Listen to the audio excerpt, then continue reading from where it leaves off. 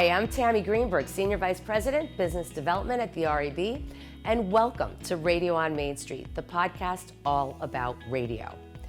Our latest series comes to you from the 2024 ANA Masters of Marketing Conference in Orlando, Florida, where we consumed 4 full days of content from marketing and brand stewards from leading brands.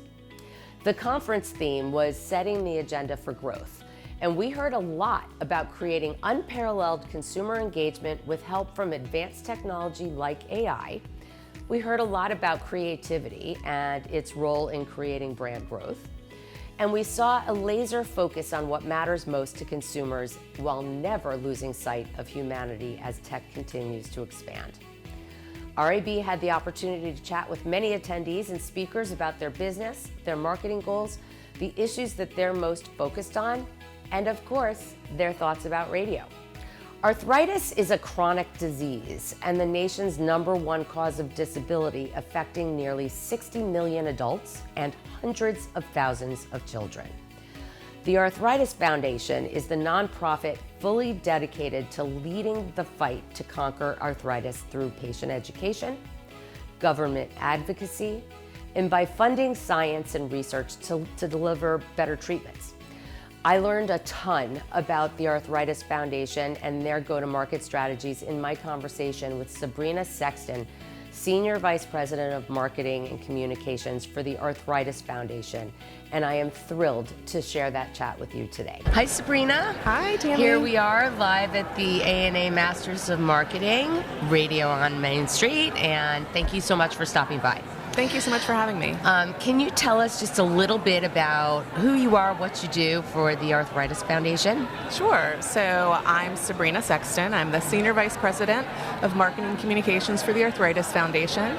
And the Arthritis Foundation is the largest nonprofit in the U.S. dedicated to the cause of arthritis. So there are nearly 60 million adults and children living with arthritis in the U.S., and that's something that a lot of people don't know, that kids get arthritis too. Yeah, I did not know that. I thought it was probably an older person illness, disease.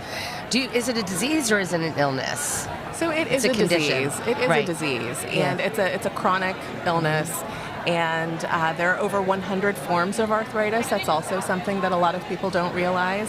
In fact, here at the conference, just the other evening, I met a gentleman who has gout. And one of his colleagues was surprised to learn that gout is a form of arthritis, for example. Oh, I didn't know that either. Listen to that. Look at that. You are educating and informing me right now. So I'm assuming that one of your primary objectives and goals is to educate and raise awareness for arthritis and, debunk myths that people assume or misperceptions that people have about the disease. So can you talk a little bit about, am I right on that? Am I wrong on that? A little bit about what your purpose is, what your goal is as a foundation and from a marketing perspective. Yeah, actually you're spot on. That is absolutely one of our big objectives and priorities in terms of helping to educate the general public about not just arthritis as a condition, but as an urgent health issue. So there are a lot of impacts that arthritis has, not only on the people living with it, but also on society and our economy. When you think about missed work days and missed productivity and the costs in the healthcare system, there are a lot of reasons why the Arthritis Foundation exists. So some of our primary ways that we serve the arthritis community is that we deliver patient education and support. So that comes in the form of webinars. We have a podcast. We have a vast amount of resources on arthritis.org. We also deliver in-person and virtual support groups and educational programming. We also do policy advocacy and legislative advocacy, both at the federal and state level, to make healthcare more accessible and more affordable. And we're funding research to try to drive more scientific breakthroughs and deliver better treatments. So am I right or wrong to say there is no cure for arthritis, but you could treat it? That's correct. There is right now no cure for arthritis, and most forms of arthritis do have some form of treatment. However, just for example, while rheumatoid arthritis patients do have options. There are still 40% of people living with rheumatoid arthritis who do not have a treatment that works for them today. So that's one of the reasons we're trying so hard to drive that research. So is the disease, when you look at those 60 million patients that suffer with arthritis, kids and adults alike, is there a majority within there? Is it the older side of the target audience, or is it the young? I don't like using the word target audience because you're not targeting people to have arthritis, but for those that could potentially have it, is it? And when you're thinking about the education that you're putting out there, how does it divide up of those 60 million people? Yeah, that's a great question. So we know that people of all ages can be diagnosed with arthritis and are living with arthritis. However, we do in our marketing typically target an age range of 40, 45 to 70, because that's where we find the most prevalence of arthritis. There are also certain types of arthritis that have more prevalence, and we also know that there are a lot of people, millions of people, who probably have arthritis but don't know it yet because they haven't been diagnosed yet. Right. So is that part of your awareness initiatives to, make sure people are aware of what the effects may be, and to ask your doctor and that kind of stuff? So that's right. But knowing the signs and symptoms, understanding how to have that conversation with your doctor, that's also definitely something that we're focused on as well. So where do you get your money from? Is it fundraising? Is that part of your purview as well, all of the fundraising that y'all are doing? Sure. So we do get most of our funding through fundraising, through individuals, companies who choose to support our mission. Within the marketing communications department, so under my area of the organization, we do our direct response fundraising, so that includes direct mail and digital campaigns. And then I have a colleague who leads our field and development team, so that includes things like major gifts, planned giving, So we have a lot of people, very generous donors who decide to leave a gift in their will, So when they pass away, they're able to support our mission as well. So you've been here 2 days? I've been here since Monday. Thursday? So, right, so 4 days. Yeah. Okay, so you've been here and you've been in and out of a lot of sessions. One of the takeaways that I've had from some of the sessions is that there is so much focus on AI that all of our speakers are overemphasizing the importance of humanity on the flip side of that. And I'm actually writing an article on the same topic right now that's going to publish in December. But humanity is certainly crucial and critical to everything that you are doing. But as you kind of reflect on all the sessions that you've heard, what do you feel like the most important, what are you going to take away with you and take back to the office when you get back to work from everything that you heard? And what might you change moving forward because of it? Sure, that's a great question. First of all, it's been a really inspiring conference. I've made lots of notes and had lots of ideas and lots of really interesting and compelling conversations with people.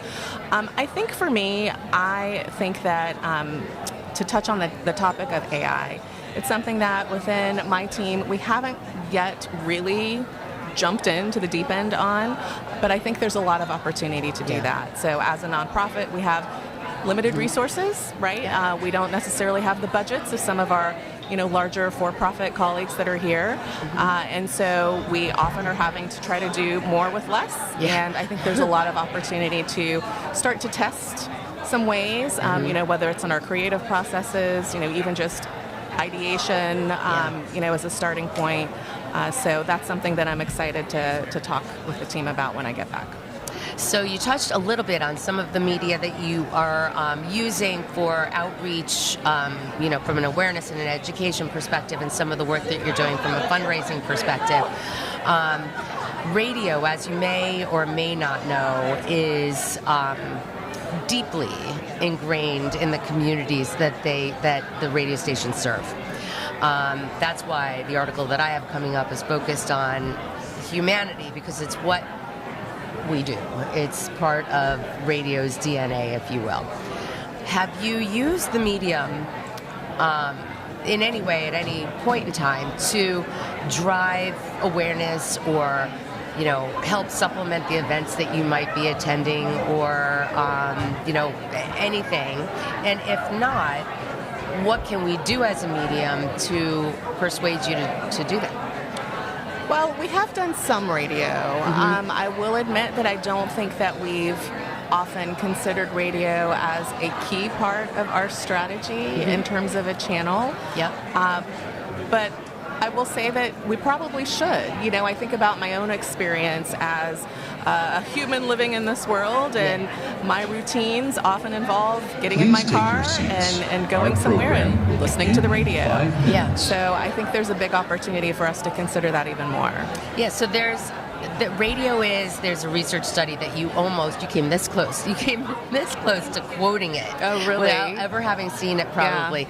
That's focused on American consumers' daily rituals. Yep. And audio, not radio specifically, but audio is a part of, I think there are 11 identified daily rituals, and audio is a part of all 11 of them, and in some cases, it is the ritual. So, there's part of one of our key initiatives is addressing some of the misperceptions that exist across our medium. So, and it's a website that you can go and visit later. If you got the hat, you could scan the QR code, called This Is Radio, because it's that aha moment that people have when we mention things like that. So, great. I'm going to follow up with you on that. Okay. So I have two quick questions for you. We have a campaign that we run. You can answer this from both a professional, a cause-related, or your own personal opinion on it. I'm going to say two things to you. Just repeat the words when you answer, fill in the blank. It's like a Mad Lib, okay? Radio matters because... Radio matters because it is inherently a human medium, and it provides a way for humans to connect with other humans. It's a perfect answer. And radio works because? Radio works because it is such a part of people's lives. Perfect. Thank you so much. Okay, great.